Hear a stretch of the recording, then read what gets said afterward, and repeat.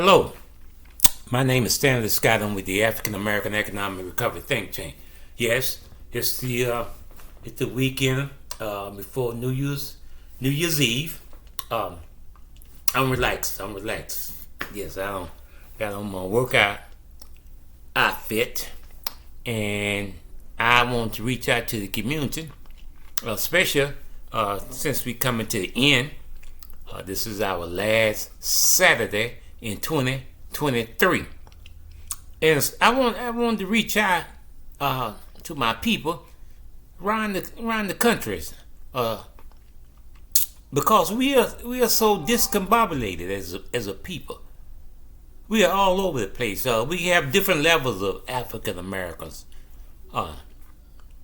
in the United States. We have different levels, and when I say levels, well, I'm talking about income levels, education levels, and we have a problem, and especially when it comes to the leadership on the leadership level. And when I talk about leadership, I'm not talking about economic leadership, because we are totally discombobulated when we talk about economy. The economy. When we talk about economics, we are discombobulated. I'll talk about that later. What I'm talking about at the present time is the fact that we have a group of, back in the past they were calling it the intelligent 10th. Yes, going back to the early 1900s. That was a group of African Americans. Most of them lived in the community until the end of post-civil rights. Most African Americans lived in the community. Now, there was African Americans that lived in the rural areas, especially when it comes to the Gullah Geechee people, my people. But when it comes to African Americans, we're all over the country. We in the north, most of us in the south, the southeast of the United States.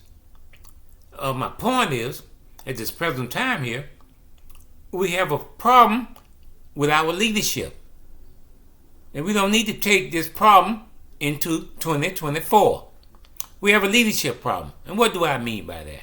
When it comes to the African American community, the African American leadership is disconnected. They're disconnected from the community. Now, they use the term community when it'll benefit them, but collectively, we are disconnected. For example, when it comes to education, there's African Americans here. You cannot have real dialogue with them, especially when we're supposed to have these meetings, workshops, or these community meetings. Yes, something very important when it comes to the community meeting. You have a group of African Americans, maybe a lot of them today, they got doctorate degrees.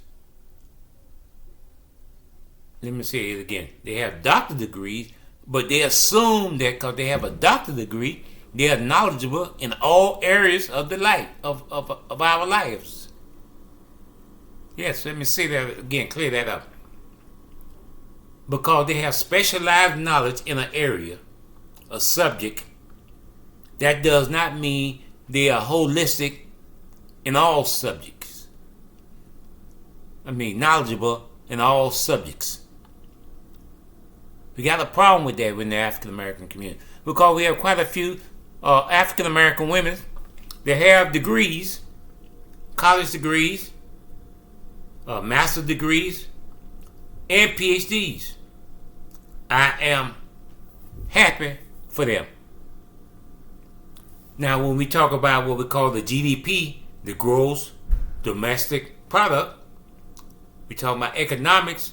When you put those degrees together, whether it be males or African American women, when it be African American males, men or women, we still are discombobulated. And what I mean by that, when it comes to our economy, when it comes to economics, yes, there are African Americans who are making good money.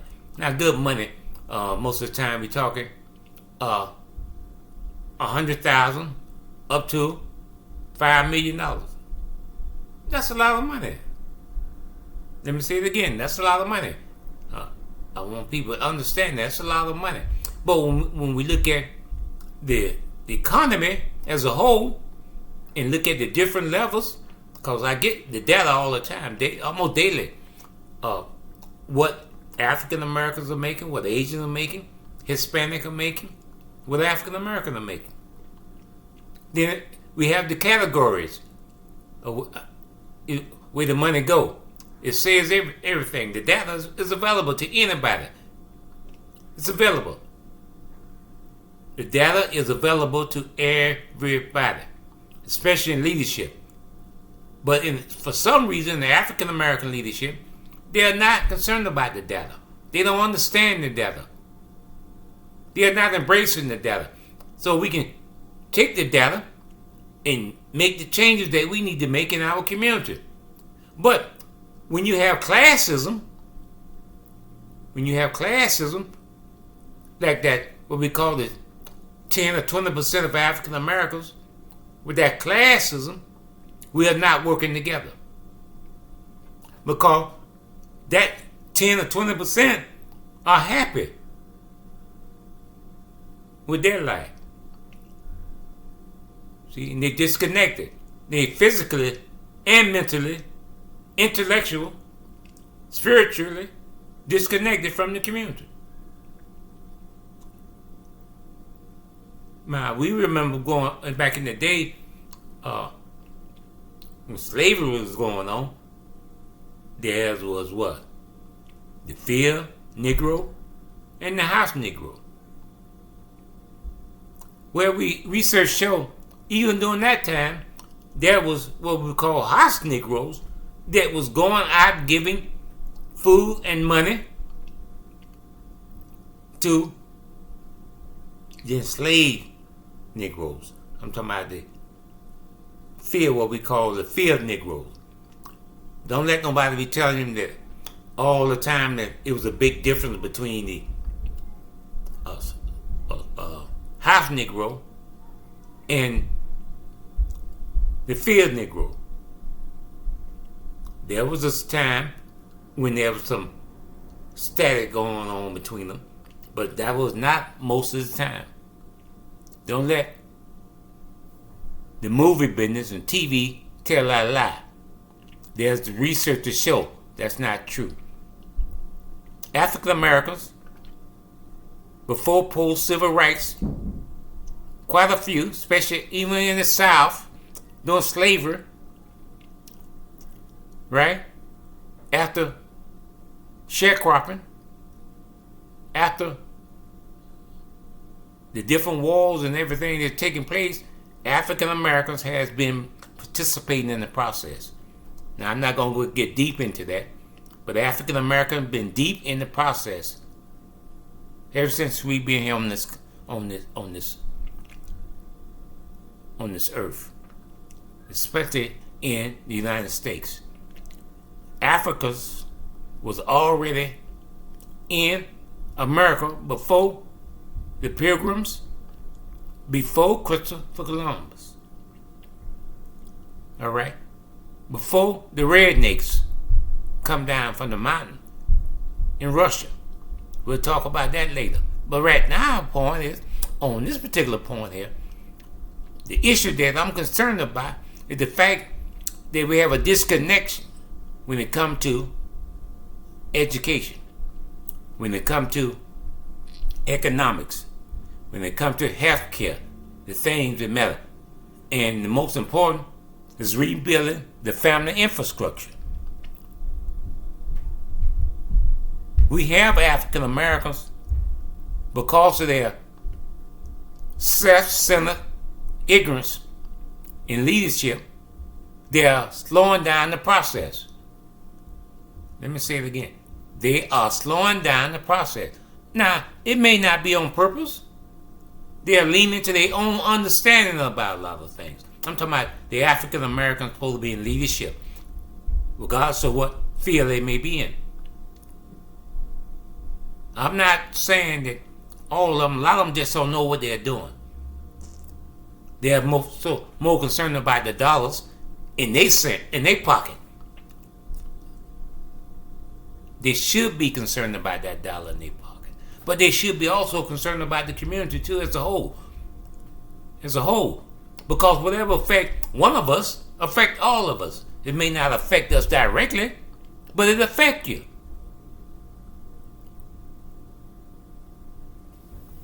What's most important at this present time here, especially during Kwanzaa, we need to understand and stay focused on the 7 principles. We don't need to be talking about our individual goals. We need to be talking about our collective goals. Our collective goals. What we can do to help each other grow. Right? As you say, a wise wisdom from the African proverb says, if you want to go fast, go alone. But if you want to go far in life, go together. Now all of us can't go.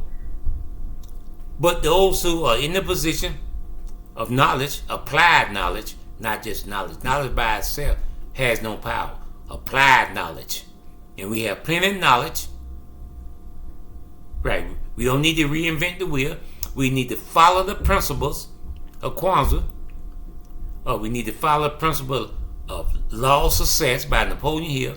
We need to follow principles of George Washington Carver. We need to follow the principles of Frederick Douglass, principles of Malcolm X, the principles of Martin Luther King. Yes. And then we can move forward. There's others out there. There's plenty of knowledge out there, but we have too many African American leadership leaning to their own understanding about things, and they're only concerned about themselves. If we having a community meeting, a collective community meeting, from this point on, as long as I'm on this earth, I'm gonna call you out, and that's what I'm calling you out today. Nothing wrong with bringing an event together, but know what you're talking about. Because there's people out here listening to you. We don't need people jacking up our community. We don't need people jacking up our community with their folly. Now look that word up if you don't know what that means. That's BS. We don't need your BS. If you don't know, let people know you don't know. But don't try to hold back people that do know. That's the problem I'm having. And don't come in there because you got a position, you're making some money, you're working for some organization, most of the time it's a non-profit, or you're working for somebody because you ain't running no business. I know what you're doing as far as businesses. Yes, there's African American businesses out here, but most of them are not making money. They're surviving. They're not growing. I have the data. It's available to you. Read it for yourself. But I want you to understand this today, right? In 2023, in December the 23rd. I want you to no. I'm talking about December 23rd. That's my brother's birthday. No, December 26th. Sorry about that. December 26th. Yeah, I've been thinking about my late baby brother. But the day is what? I think it should be the 30th. Yes. December the 30th. I love my people. Most of them. I don't love all of them. Because some of them are menace to the community. And they need to be taken out. But that's another conversation. There are menaces in our community. And we need to eliminate them. Right. But right now, what I'm talking about here, when we're talking about collective leadership, it's not about you as an individual. Let me say it again. Collective leadership is not about you. It's about everybody. Collective. And in closing, if you don't hear anything else, listen to this point. This point here. Every year, the African American leadership need to come up with one agenda. Now, there's other things going on in the community, and they need to be addressed. But what is the number one agenda that we can all, sorry about that, say 2/3 of us come together and agree on? 2/3 of 10 is what? 6 or 7. 6 and 7. 2/3.